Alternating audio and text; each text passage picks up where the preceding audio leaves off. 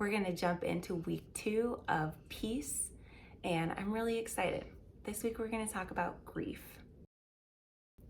Our big question this week is kind of a doozy.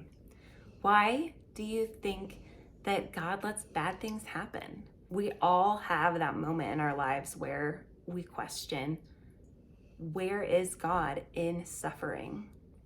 And I want to show them some real, tangible ways to call out to God in suffering, and that He is there and He makes beauty out of ashes.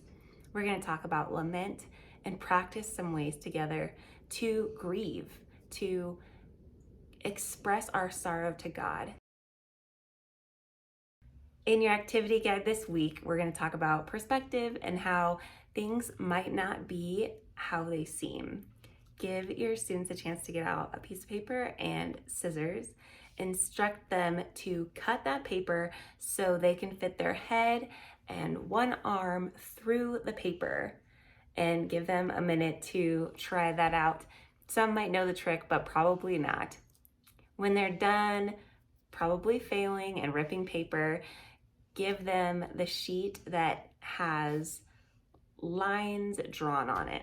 Instruct them to fold it in half lengthwise, and then they're going to cut on these lines that they see, and then their paper will magically unfold to be big enough to maybe even fit their bodies through. Your challenge card this week is the same as last week. It is a prayer for peace.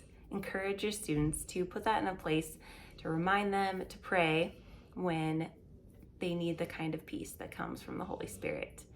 And as they come in, go ahead and give them a token if they brought back their card to spin the wheel at the end. Also, if they've never spun the wheel before, they get a token.